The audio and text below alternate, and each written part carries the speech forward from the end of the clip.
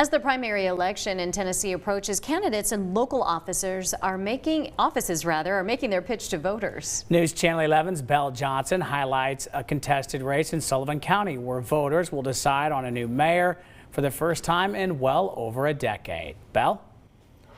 Sarah and Casey, I sat down with both Sullivan County mayor candidates to discuss their campaigns and current events in Sullivan County. Here's what they had to say. Sullivan County is set to pick its first new mayor in 15 years. Zane Vanover and Angie Stanley are both hoping to be elected to the position. Both say transparency is a campaign goal. Transparency is very important to me because you can't expect people to buy into your vision unless they know what it is. Our communication needs to improve. That's the way we tell our story. I want to protect Sullivan County's conservative heritage.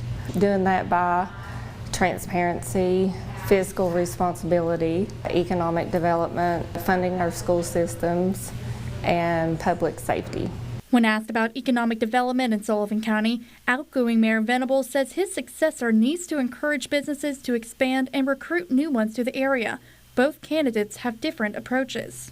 You have to be a person that sells your county. You've got to be the face and the voice of Sullivan County, and you've got to make people want to come here and be successful. I think what we need to do to bring economic development here is cut a lot of the red tape, do some tax incentives so they don't have to go through all of the permits and stuff that they have to have.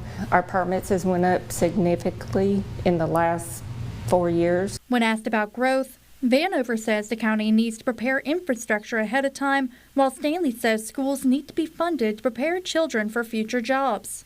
We need to start planning in the long term, not short-term politics. We've got places in this county that does not have public water. We have places in our county that doesn't have adequate high-speed internet. We've got intersections that are so busy that cars can't get out of parking lots. You can't keep cutting education when education is one of the #1 things that people look at whenever they move here.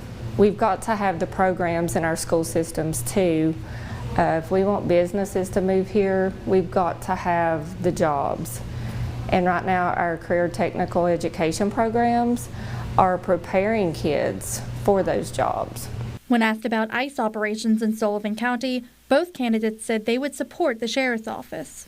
We're not doing anything in Sullivan County as far as ICE that we haven't done in the last 10 years. The only difference is they were going to give us some grant money to help pay for our participation in backup and holding the prisoners. Public safety is the first priority, always. Our sheriff took the oath to protect and serve the constituents here in Sullivan County, and I will back him 100% on that. Now, despite the May 5th election being the primary election, it will still determine who will be mayor, as both Vanover and Stanley are running as Republicans. I also discussed a few other topics with Vanover and Stanley during those interviews. You can see my full interviews on our website, WJHL.com. Sarah, Casey?